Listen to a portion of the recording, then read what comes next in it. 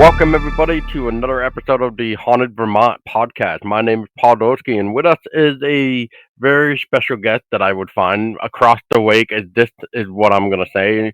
I know normally if the person is overseas, we say over the pond, but in this case, it's over the lake. I guess Yeah. we could say Yeah. that. Yeah. And, ladies and gentlemen, this is local New York author and painter and everything else creative is Pam Putnam. Pam, welcome aboard. Hi there. Thanks for having me. You're welcome. You're welcome, Pam. So I know your daughter reached out to me to talk to me about like your book there, Champ, the little plesiosaur and stuff like that. So before we really get into it, for people that are maybe curious, is uh, why not tell us a little brief bio of who you are and what kind of got you into the creative art side?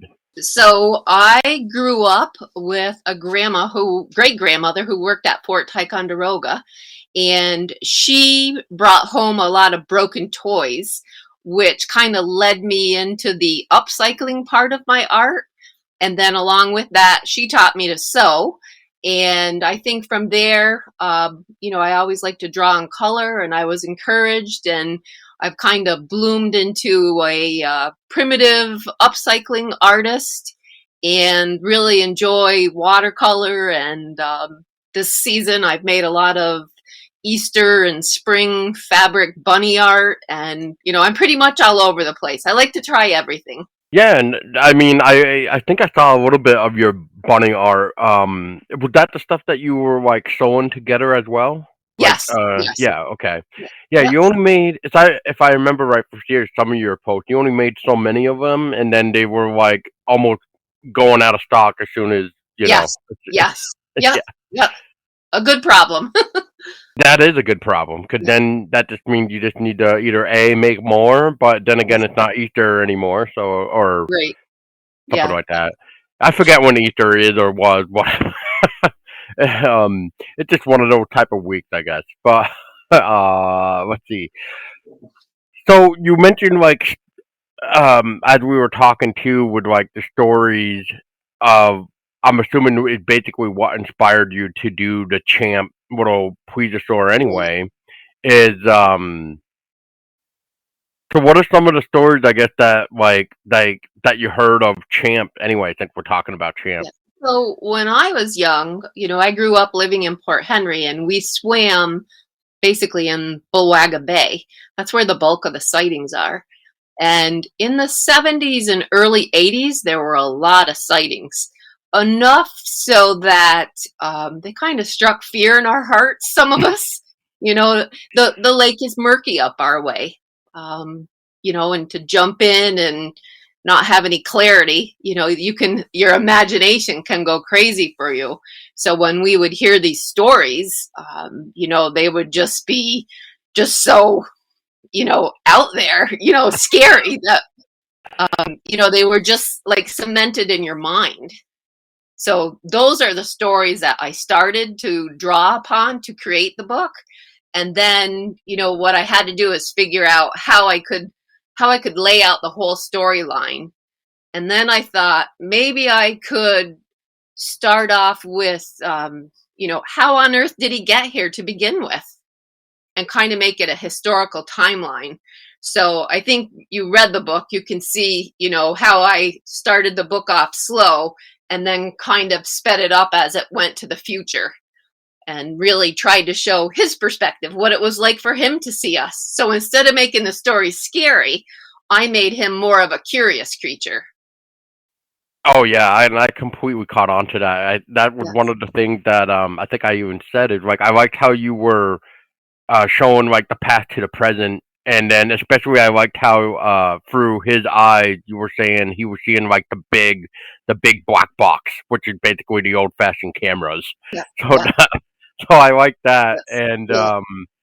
I liked how you were taking photography and then you were putting into the watercolor or watercolor Yeah.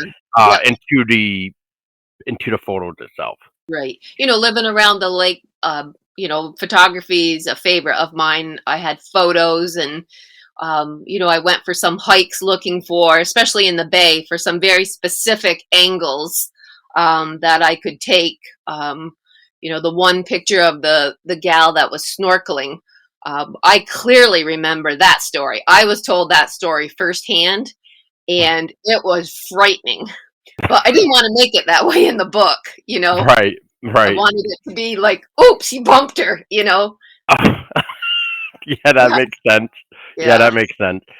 Uh, Out of all the stories that you've heard, what is like your favorite one anyway?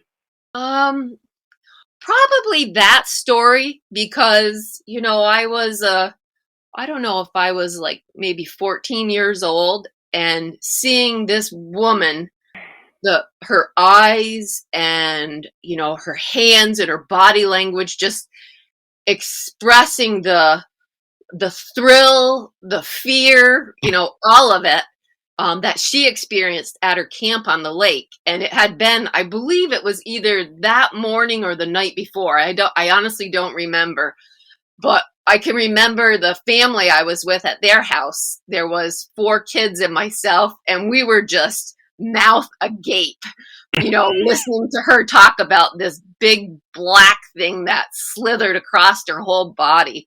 And it just was terrifying.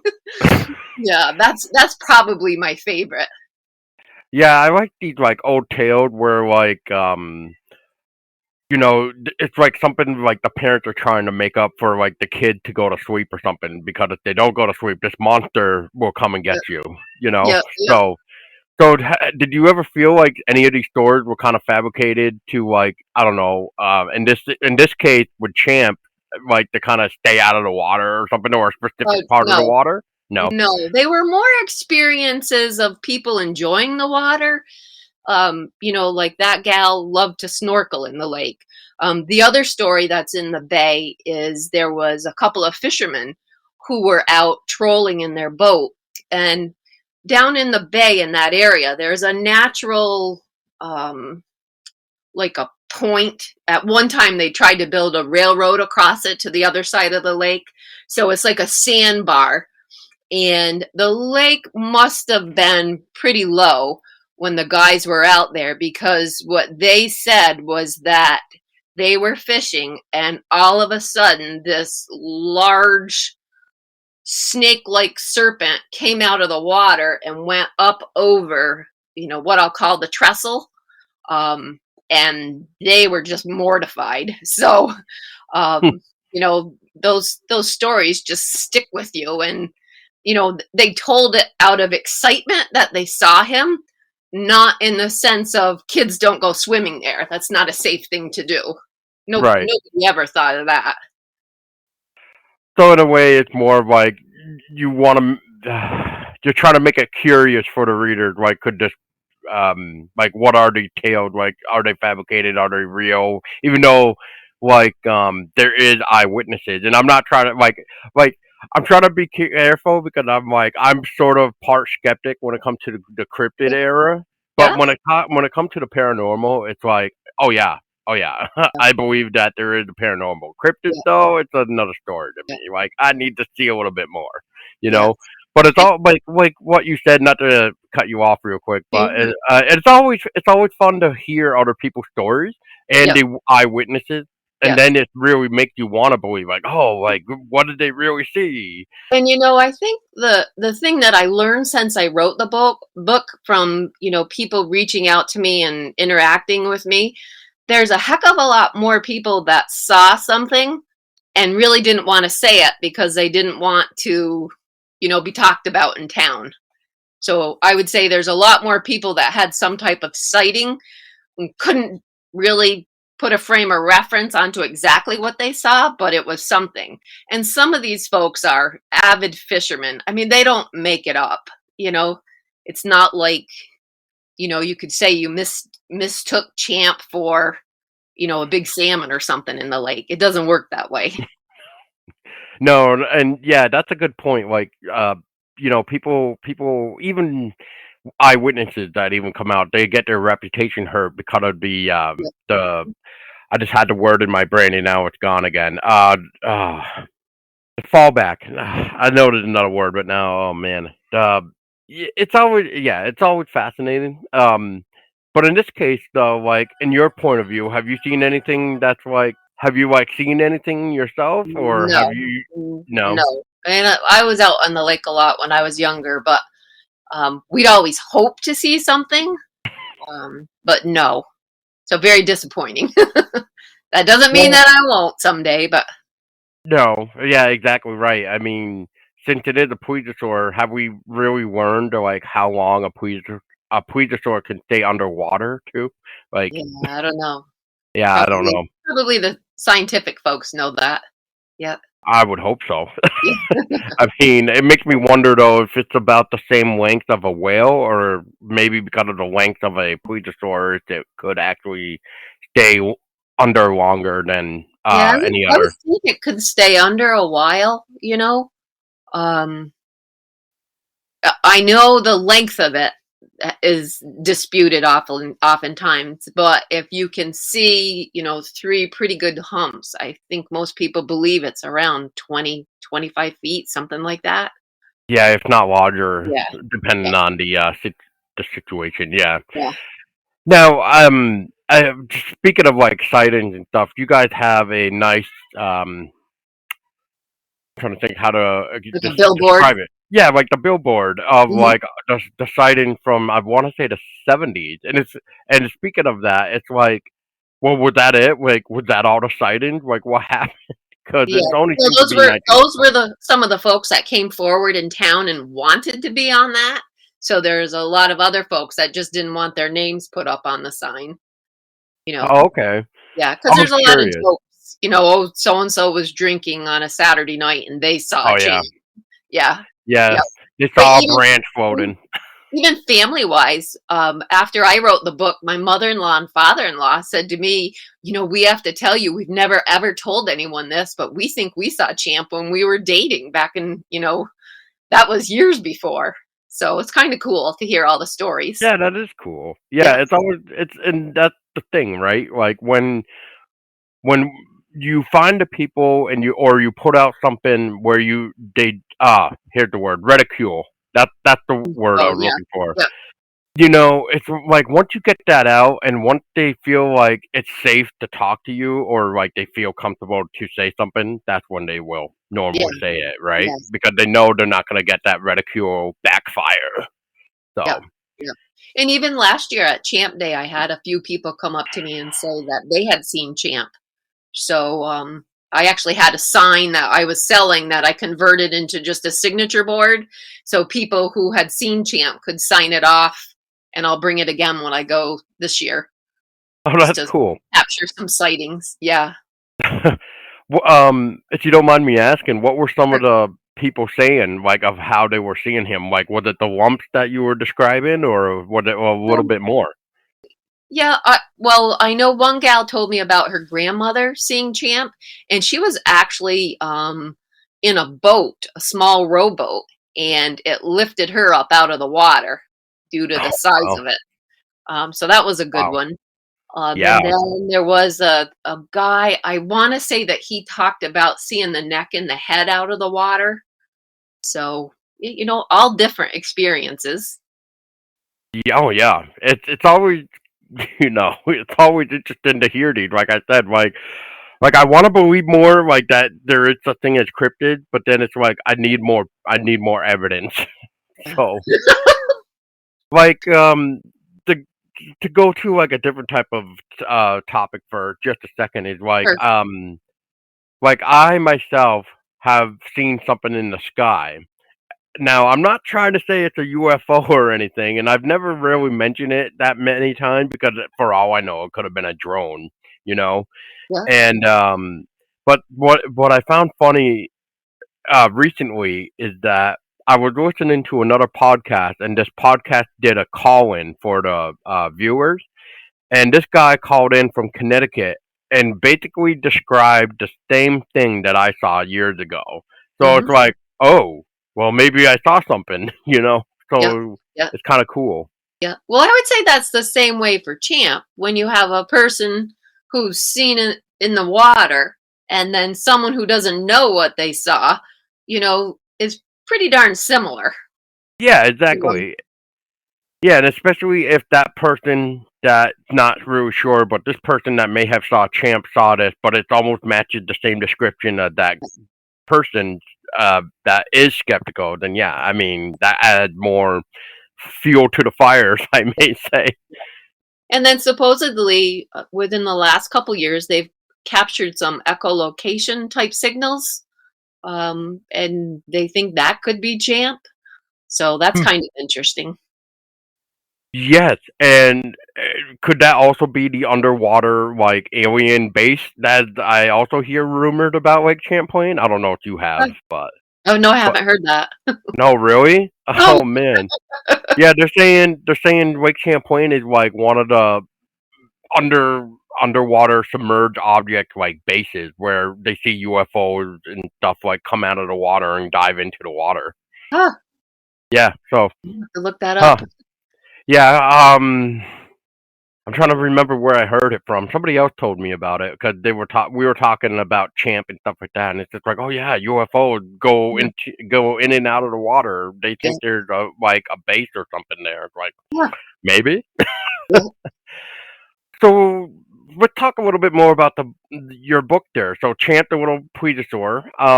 So obviously you got the ideas and stuff from the stories that you heard, and you wanted to share them in a nice, friendly way, Hmm. and which is completely understandable because how else would you want to get young readers to read? You know, you're Right. throwing them a monster that is friendly and Yeah. all the kindness in the world, I guess. Yeah. So I guess my question is, you were also talking to me about learning Procreate. So describe like how that program is, because I'm actually curious more about it. So it'd Sure. be nice to actually hear from somebody who has used Okay. it. Well, I started with Photoshop, and Photoshop is very complex. Cody's used it for, a good 10 or 15 years more than me.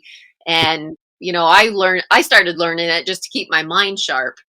And when I very first started working on the Champ book, I was using Photoshop. So I would upload a photo and then insert my watercolor drawing and, really try and work the pages over so that it looked like a piece of art rather than, two images just plunked on top of each other.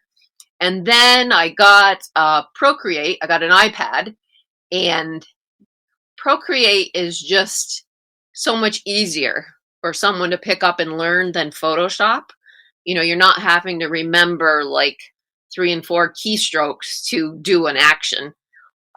So once I started doing Procreate, it really sped up the process for me. So that was fun to learn. Now, is Procreate also?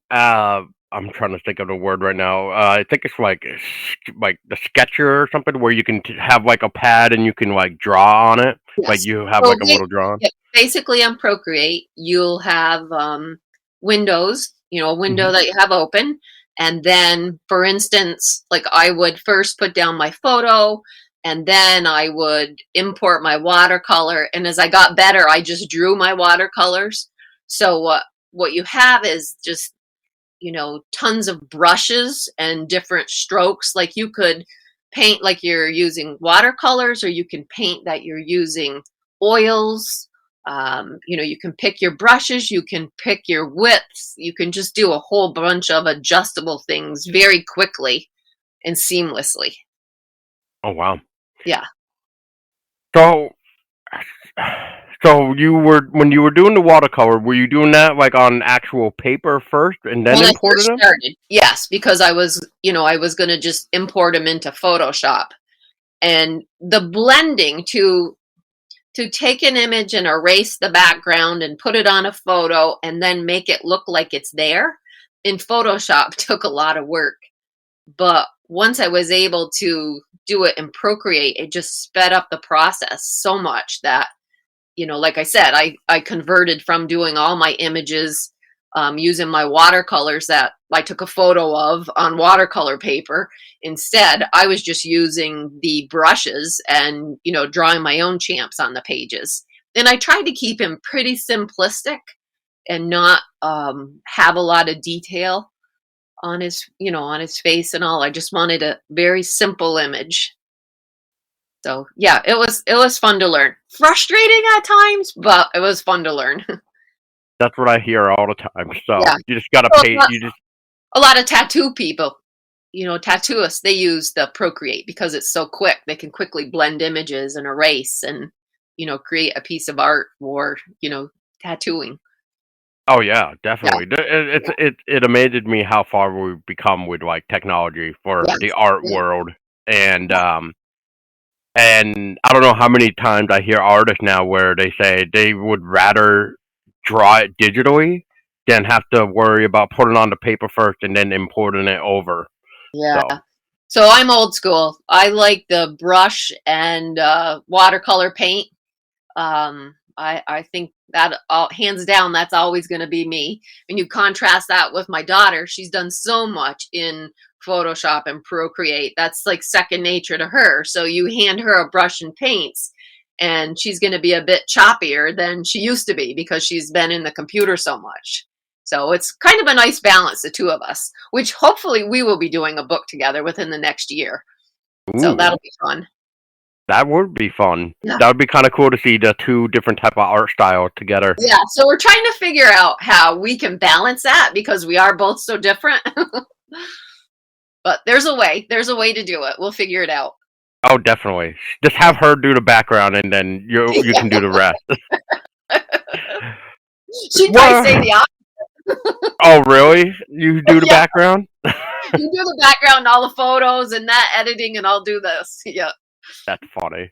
yeah, Uh, yeah, we'll be talking to your daughter at some point. I know she just got over a cold, but so we're trying to wait for her voice to rest a little bit more. oh yeah, So, she's pretty croaky. Yeah, oh, I believe it.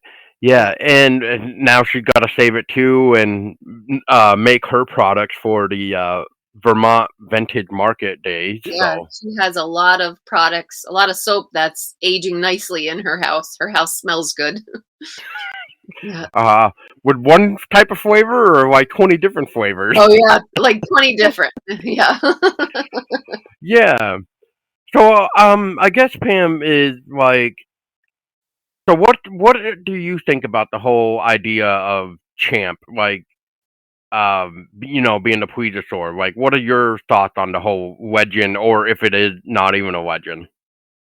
Yeah, I believe that it is real. I believe it's not a scary creature like, some people draw him to be or make him out to be. I think he was stuck here back when the lake was cut off, and I think there were probably more of them years ago, and definitely less now. But I believe it's a fairly large sized creature, probably not as large as it used to be. Pretty rare in the lake, and because of the depths of the lake and the way the lake is murky and all the hidden areas, I think has just been able to be elusive. But I do believe that there is a champ creature in the lake, and maybe someday we'll figure out exactly what he is or she That is. would be nice. Yes. Exactly, exactly.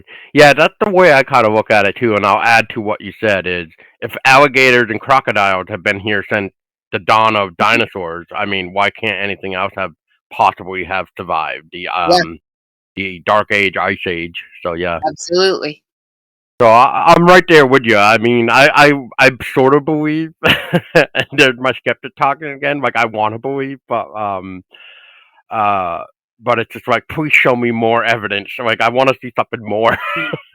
I honestly think for you, if you talk to a couple people who say they saw a champ, like you'd change your mind. It's Oh yeah, very, and that's very what I real. like. Yeah, Yeah, and that's what I always like is like hearing other people's stuff because then it does make me go, yeah, yeah. it does open up your mind more to appreciate what really could be out there. Yes. And there's so much that's unknown. I mean, the world is still so big, especially the water. The oceans and the lakes, there's so much we don't know about them that who knows, Exactly. you know?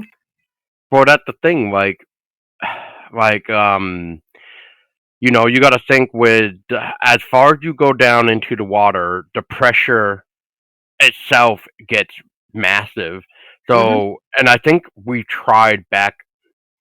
I forget now. We tried back in the day. I'm just gonna say, but like they had to bring the submersive machine that they had, subwo to say, out of the water because if I remember correctly, as they were getting toward more of the deeper dark blackness of the depths, that's when like it seemed like everything was just starting to fall apart Mm. from Yep. inside. Yeah. So, like you said, that might be where he is or she is. So yeah. Yeah. Who knows? Yep.